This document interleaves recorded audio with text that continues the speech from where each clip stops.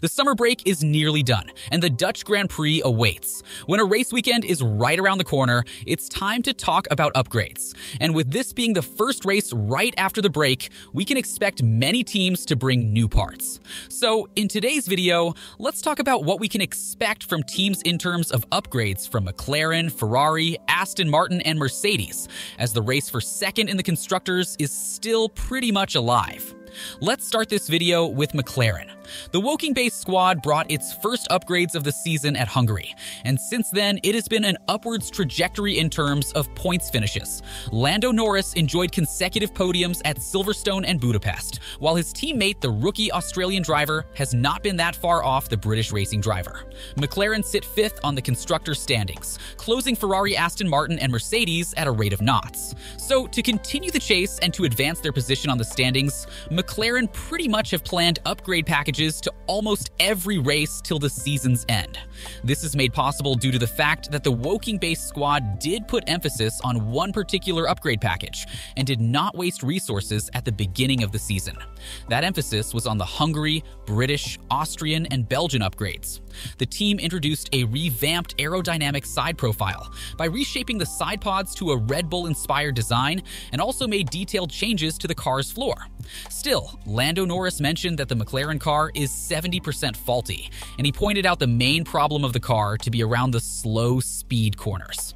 It's just an area that's been bad for us over the last 5 years that we've not really tackled that well, and at no point have we gone, wow, the slow speed's strong. Now let's work on the high speed. It's always been good in high speed, poor in slow speed. But as a general point with these tires, just how you have to drive them, it's very difficult to combine. They only like to go almost in a straight line at any point. They don't like to corner. One big contributor to poor slow speed performance is downforce generation, rear downforce in particular. And since the inception of the big upgrade package this season, areas McLaren still have not made any upgrades to is to the rear end of the car, particularly the rear wing and the diffuser sections. The rear wing upgrade won't be involved for the Dutch Grand Prix due to the track's high downforce nature. Therefore, I expect McLaren to introduce upgrades to the car's underfloor and to the diffuser to improve downforce generation, particularly rear load generation. Rear downforce is what gives a car stability, which makes the car planted around corners, preventing from the tires sliding around, resulting in both better tire degradation and gains in lap time. Considering the recent performance of the MCL 60 around the Red Bull Ring in Budapest, I expect the McLaren car to be strong around Zandvoort, minding the similarities in track layout.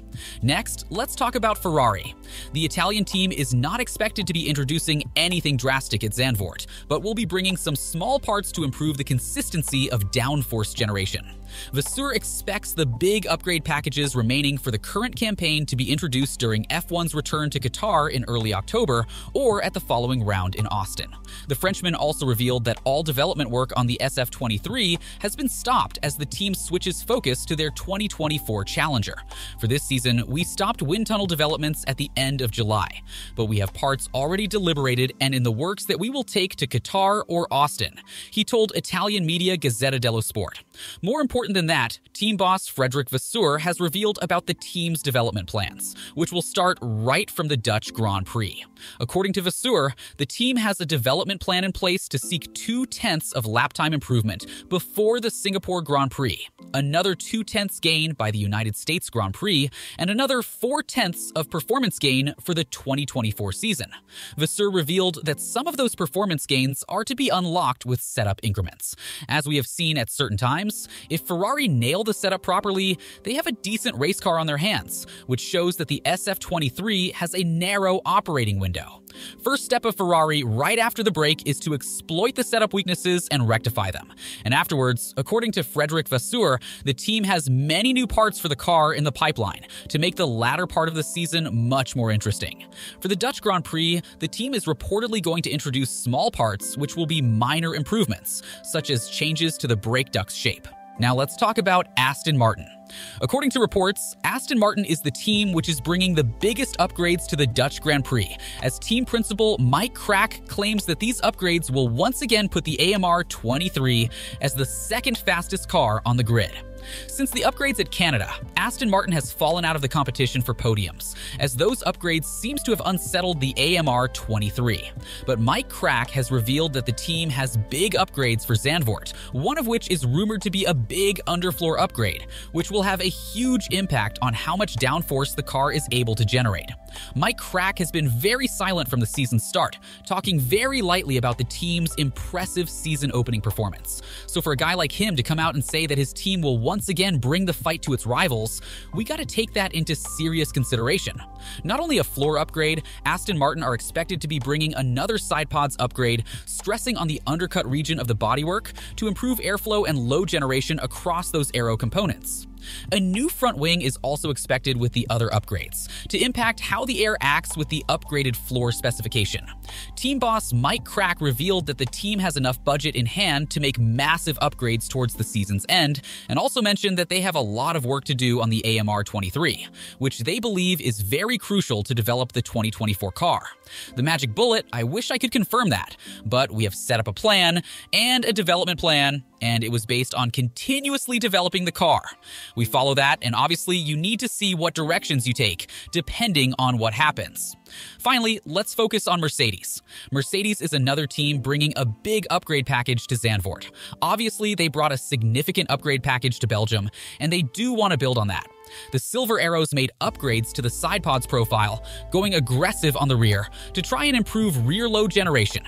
Yes, that did trigger porpoising, but Mercedes do believe that it is a setup issue, and the bouncing can be dialed out of the W14 with tweaks made to the ride height and suspension system. But overall, Belgium was good signs for Mercedes, as Hamilton finished P4 and also got the fastest lap point as well, on a track where drag can be a big issue. Moving on to Zandvoort, this is the opportunity for Mercedes to once again achieve a double podium finish. Considering that the Zandvoort track is sort of similar to the Barcelona and Silverstone circuits, Mercedes do have the chance of scoring good points. Talking about upgrades, Mercedes will cement its Belgium package at Zandvoort this week. According to reports, Mercedes are aiming to introduce a new floor specification to match the changes the team has made to the side pods design. The aim of this upgrade is to improve the rear downforce generation, to provide the drivers with a stable machine to attack the laps with better confidence.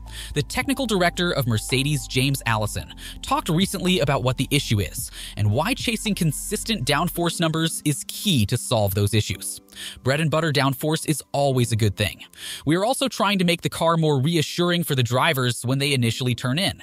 It feels too reactive, and then when they get to the apex, they have the opposite problem, where we want it to bite at the front, and it doesn't. It's unstable when you first turn the wheel, and then annoyingly dead when they get to the apex. We want it the other way around. That's what we are working on. For the team to make the W14 a reassuring car to drive for the drivers, the team should make the car planted to the racing tarmac, and the only way to do that is to improve the downforce generation of the underfloor, and that should be consistent. This is why the team is aiming to introduce a new floor specification at Zandvoort. Also, Allison will want to test out whatever he wants with the W14, as he has most of his focus on developing next year's W15. With the race weekend coming ever so close, what are your expectations for the Dutch Grand Prix? Which team with the potential upgrades do you think will be the closest to the Red Bulls at Zandvoort? Very much into your thoughts and perspectives in the comments section down below. And on your way down, don't forget to subscribe to the channel to get notified of our future uploads to keep yourselves up to date about the 2023 Formula One season.